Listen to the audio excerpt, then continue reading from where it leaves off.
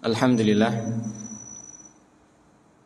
nahmaduhu wa nasta'inuhu wa nastaghfiruh wa na'udzu billahi min shururi anfusina wa min sayyiati a'malina. Man yahdihillahu fala mudilla lahu wa man yudlil fala hadiya lahu.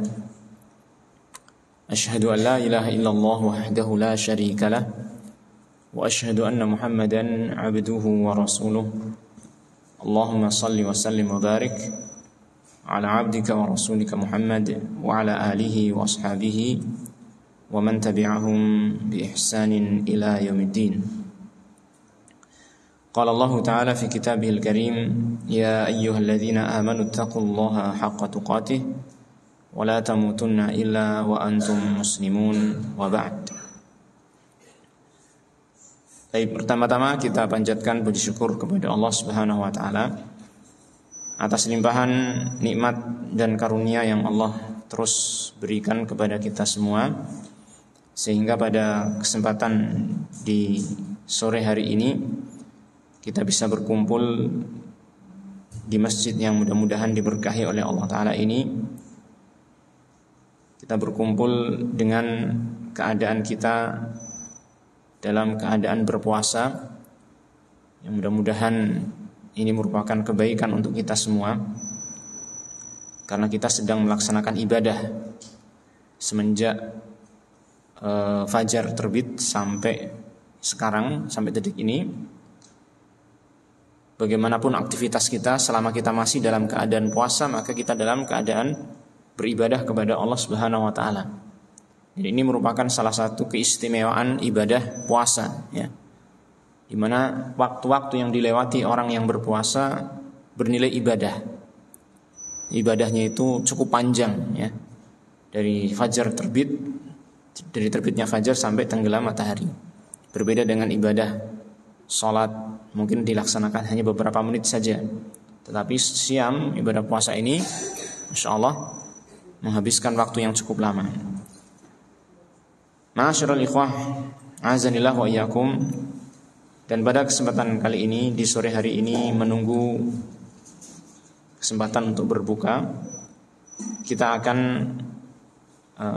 menyampaikan sebuah pembahasan yang kita ambil dari ayat-ayat yang berkaitan dengan siam, yaitu yang Allah Ta'ala sebutkan dalam surat Al-Baqarah ayat 183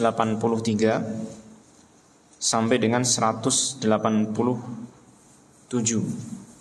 ya.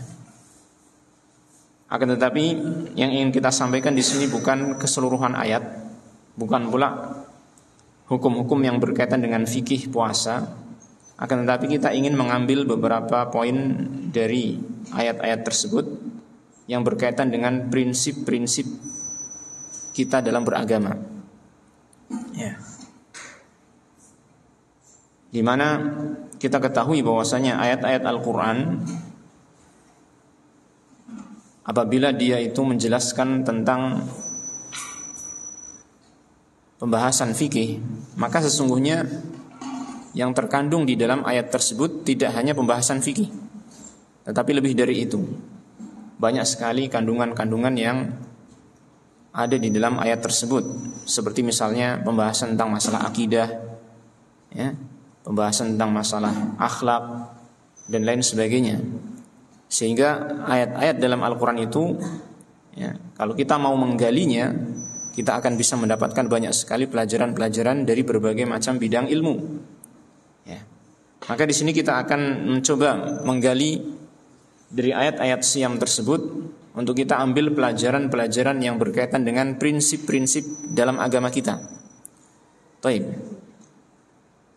Dalam surat Al-Baqarah ayat 183, ketika Allah Subhanahu wa taala menyampaikan kewajiban berpuasa, maka Allah taala mendahului dengan panggilan terhadap orang-orang yang beriman. Ya ayyuhalladzina amanu kutiba alaikumusshiyam.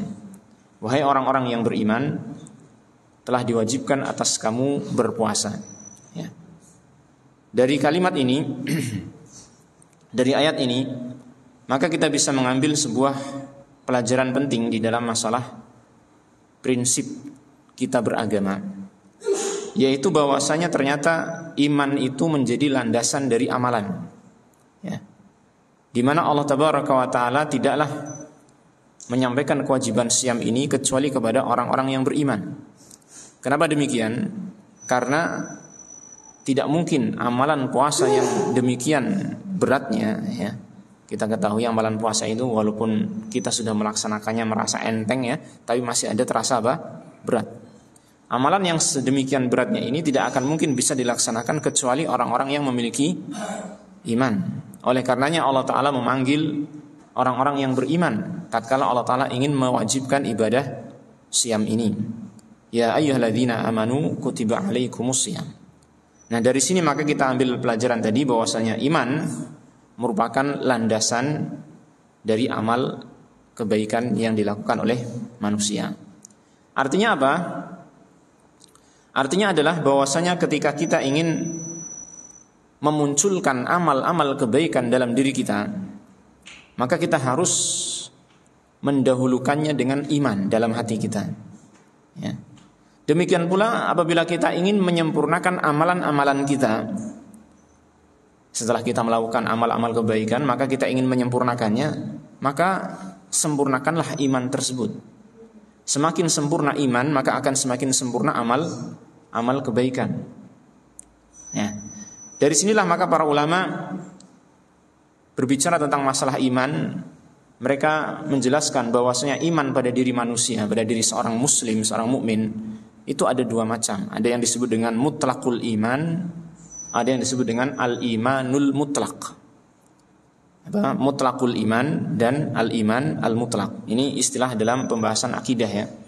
Mutlaqul iman dan al-iman al-mutlaq. Apa itu mutlaqul iman? Mutlaqul iman adalah kondisi di mana seseorang itu pokoknya punya iman. Pokoknya punya iman sehingga dia sudah sah dikatakan sebagai seorang muslim, di mana dia sudah bersyahadat la ilaha illallah anna muhammadar rasulullah, telah melaksanakan pokok-pokok keimanan yang ada. Ketika dia ditanya apakah kamu beriman kepada Allah, kepada para malaikat, kepada kitab suci dan seterusnya sampai rukun iman yang 6, maka dia mengimaninya, ya. Apakah kamu beriman dengan kebangkitan? Maka dia mengatakan, iya, saya beriman dengan kebangkitan. Tetapi ini sekedar hanya sampai pada derajat apa? Pondasinya saja. Dia sudah dikatakan sebagai seorang muslim, sudah dikatakan sebagai seorang yang masuk Islam, ya, dan dikatakan sebagai orang yang beriman, walaupun imannya tidak sempurna, ya. Namun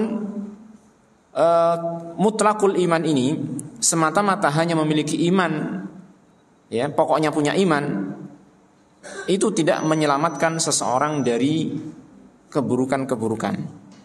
Terkadang ada orang yang muslim sudah memiliki pondasi iman, tapi dia masih melakukan apa? Perkara yang haram.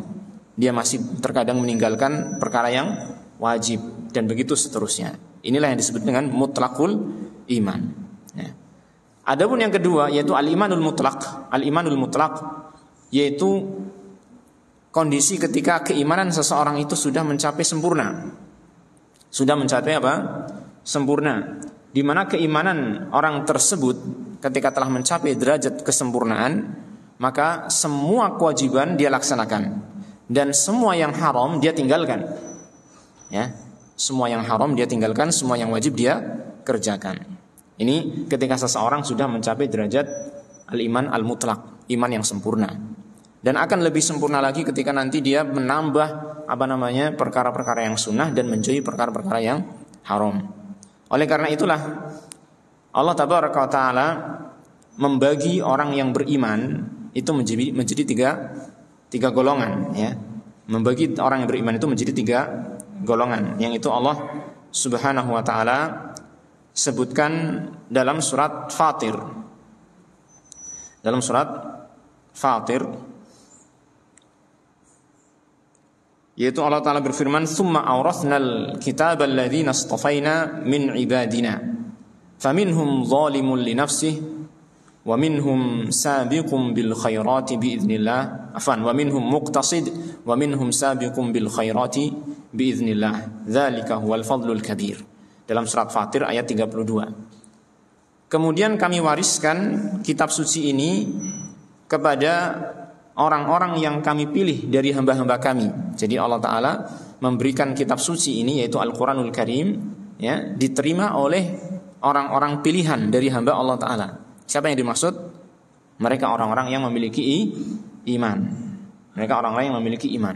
Tetapi ternyata iman manusia itu bertingkat-tingkat. Ternyata iman manusia bertingkat-tingkat. Maka Allah menyebutkan di antara tingkatan iman manusia, di antara manusia dalam tingkatan iman ini, yaitu faminhum dzalimun li nafsi. Ada di antara mereka yang masih menzalimi dirinya. Ada di antara mereka yang masih menzalimi dirinya. Diterangkan oleh para ulama, yang dimaksud dengan mereka ini adalah orang-orang yang walaupun sudah memiliki iman, ya, tapi dia masih terkadang meninggalkan kewajiban, masih terkadang melaksanakan perkara yang haram. Maka disebutlah orang itu dzalimun li nafsi. Apakah dia orang yang kafir? Tidak. Dia masih termasuk golongan orang yang Islam, ya. Bahkan Allah tadi menyebutkan termasuk orang yang dipilih, kan gitu kan.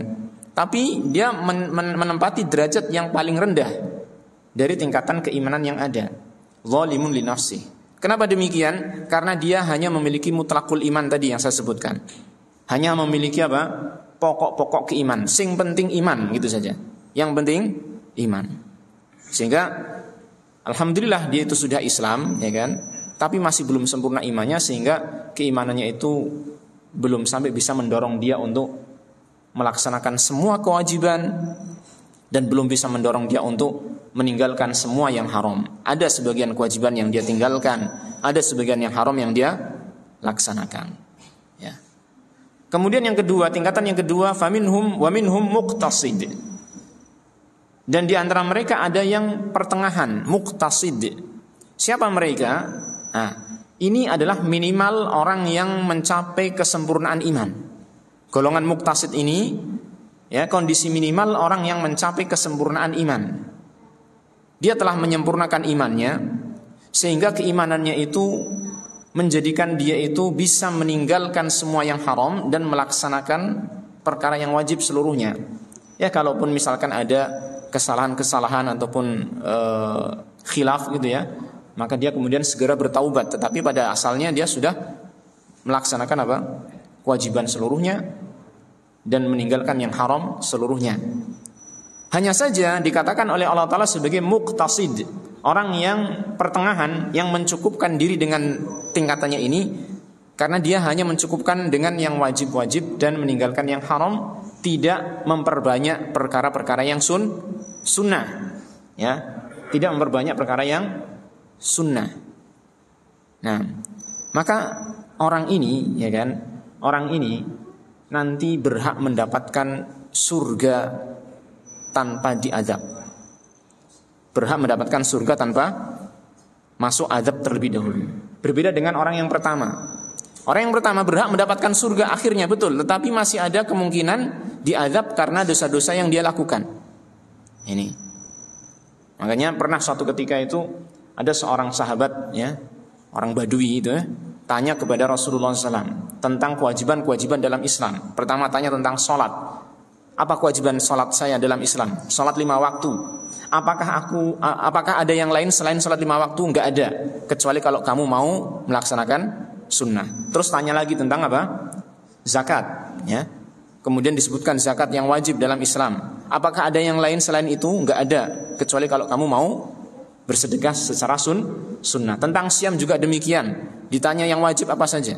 Kemudian dia mengatakan di akhir dialog ini, sungguh aku akan melaksanakan itu dan tidak akan menambah yang lain, tidak akan menambah yang sunnah. Maka kata Rasulullah SAW, beliau mengatakan, aflaha in sadaqah.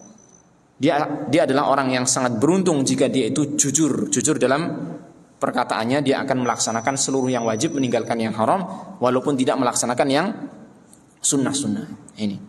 Maka ketika seseorang itu ingin mencapai derajat kesempurnaan iman, ya, maka dia harus menyempurnakan kewajiban-kewajiban yang dia yang ada pada dia, yang menjadi beban dia, menjadi tanggungan dia, dan dia juga harus meninggalkan semua perkara-perkara yang haram. Dari situlah dia akan mencapai derajat orang yang beriman dengan sempurna. Inilah yang orang yang akan mendapatkan surga tanpa azab. Yang mendapatkan surga tanpa azab. Nah, kemudian yang ketiga, yang terakhir, tingkatan yang paling tinggi, yaitu Allah Ta'ala mengatakan wa minhum sabiqum bil khairat, dan mereka adalah orang-orang yang terdepan dalam kebaikan, yaitu mereka sudah mencapai derajat kesempurnaan iman, tetapi mereka menambah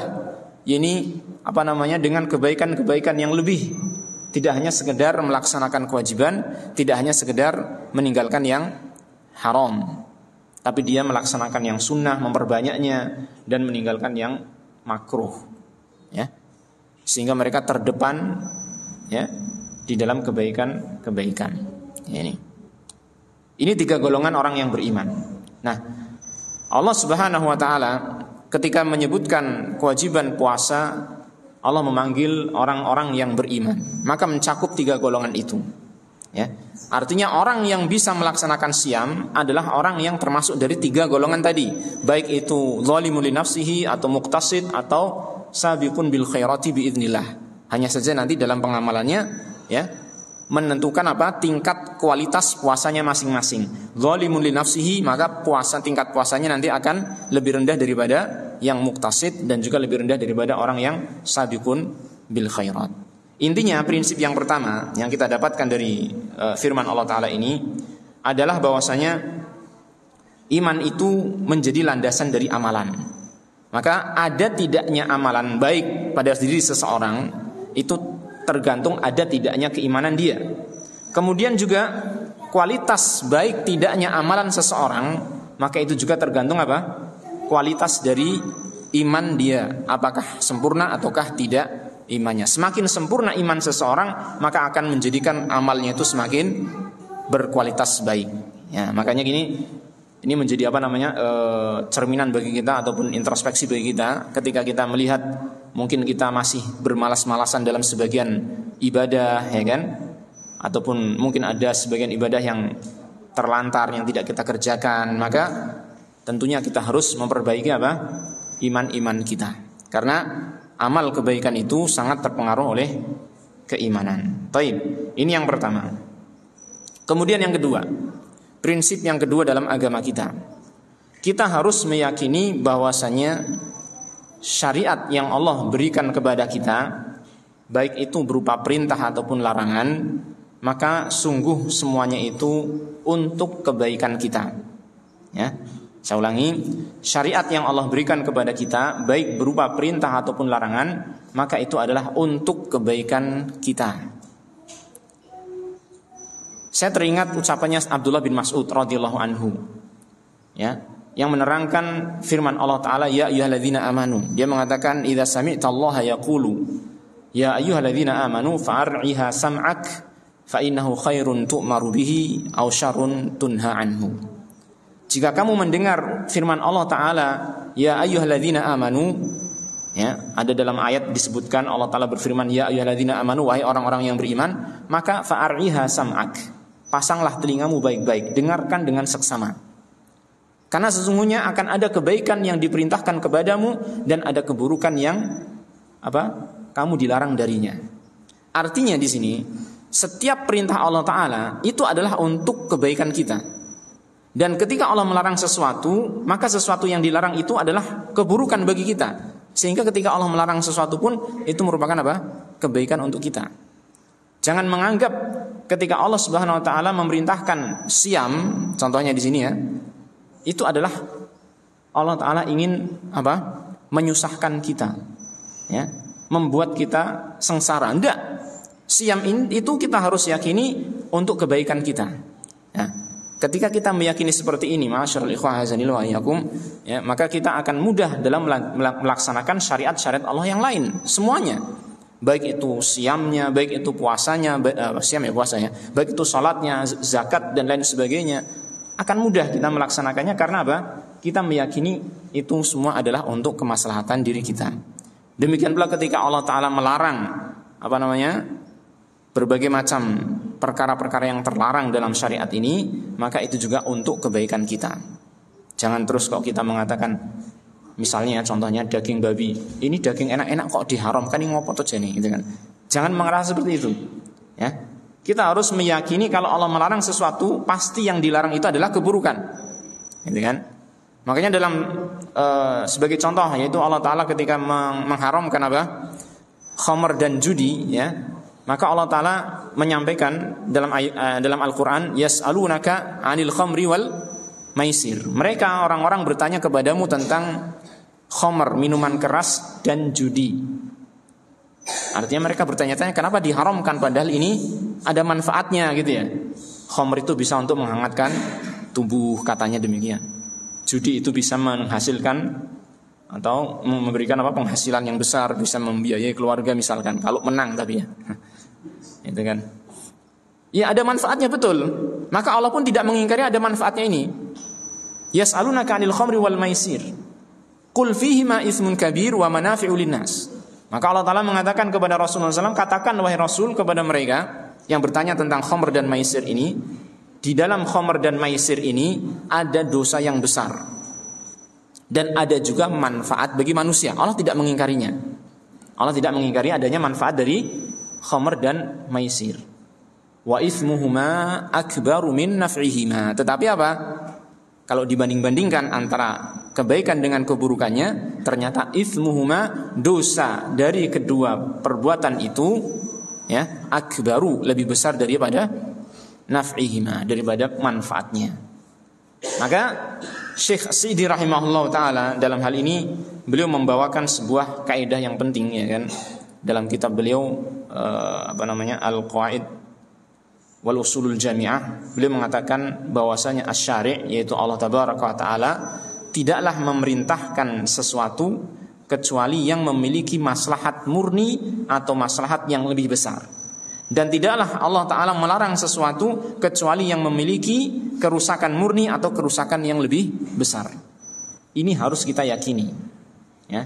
Semua perintah Allah pasti ada kebaikannya.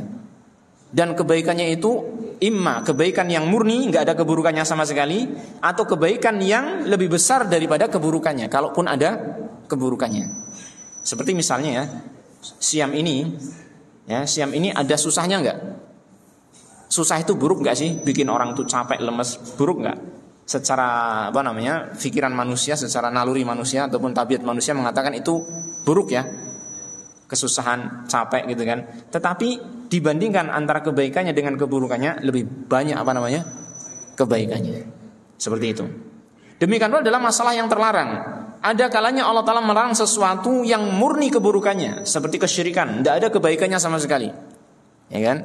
Terkadang larangan itu berkaitan dengan perkara yang ada kebaikannya tetapi keburukannya lebih besar, seperti tadi judi sama khamr tadi, ya.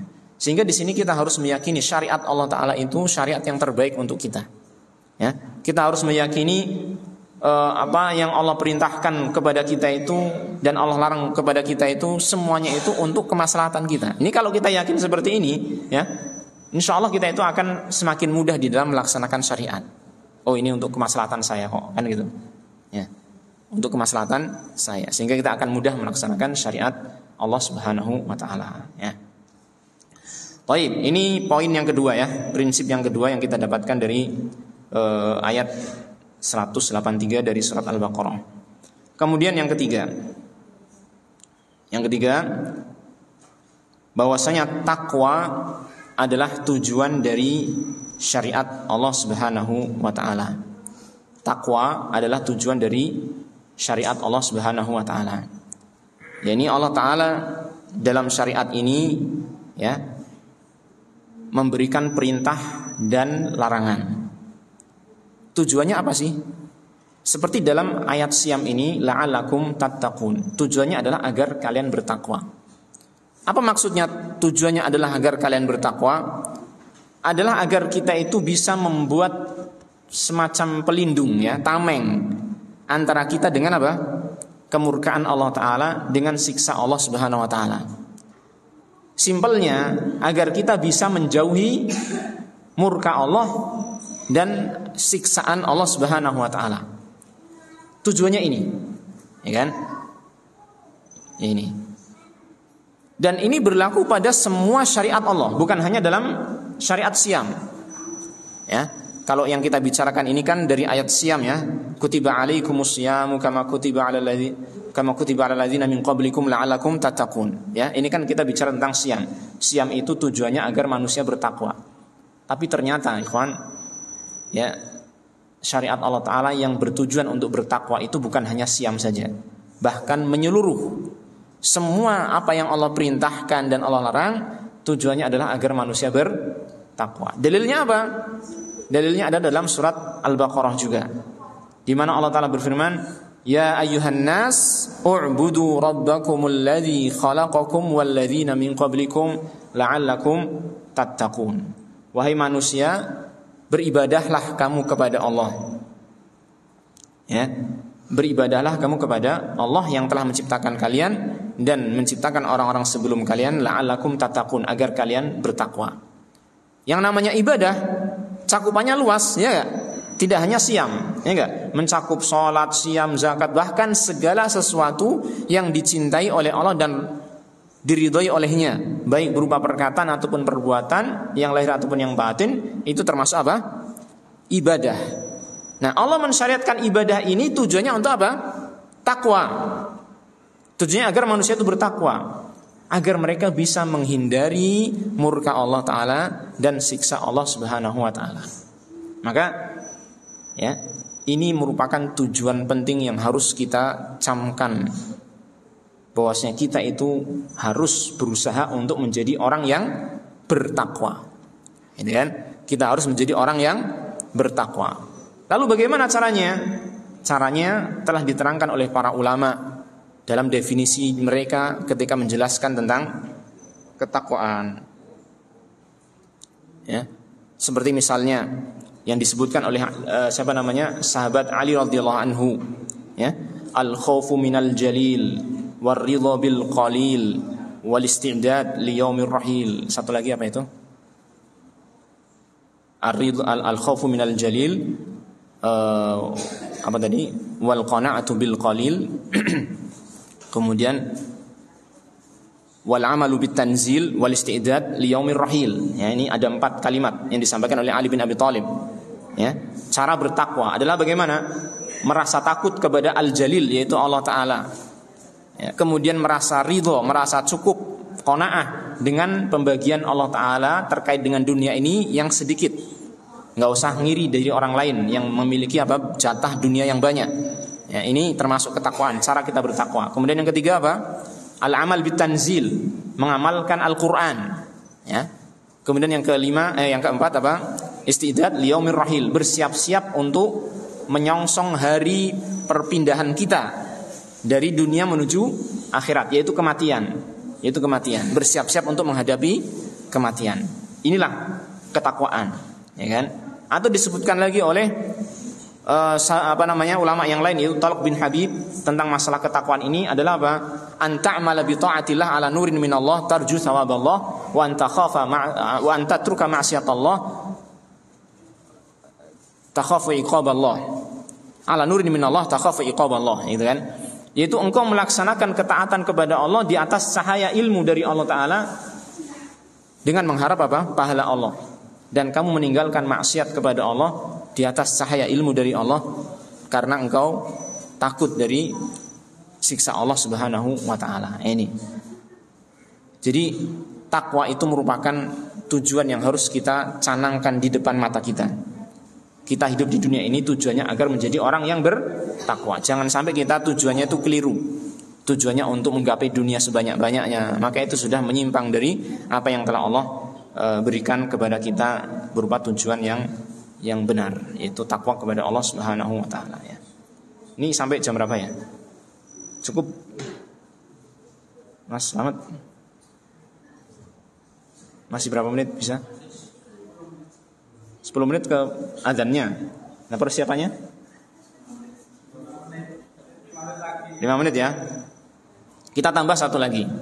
Di antara prinsip dalam agama yang harus kita pahami dan kita bisa ambil dari ayat-ayat Syam, bahwasanya agama ini mudah. agama ini mudah. Kita ambil dari ayat dalam 183, 184 dan 185 juga ada. Di mana Allah Subhanahu wa taala dalam surat Al-Baqarah 183 ini mengatakan kutiba alaikumusiyam kama kutiba alal ladzina min qablikum. Ternyata siam ini ya telah diwajibkan tidak hanya untuk kita tapi untuk siapa? Umat-umat terdahulu. Artinya mereka orang-orang dulu tuh sudah mampu melaksanakan siam. Bahkan siamnya orang terdahulu berat, ya enggak? Lebih berat daripada siamnya kita. Di mana disebutkan dalam riwayat itu mereka itu kalau sudah siam kalau sudah malam itu bukanya itu kesempatannya itu hanya waktu maghrib saja. Kalau sudah lewat waktu isya maka mereka nggak boleh makan lagi. Nggak boleh makan lagi. Nggak ada sahur zaman dahulu itu. Lebih berat.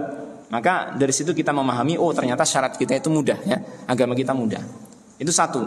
Yang kedua dari ayat yang setelahnya yaitu 184 di mana Allah Taala menyebutkan faman kana minkum maridun aw ala safarin fa iddatun min ayamin ukhra dan seterusnya.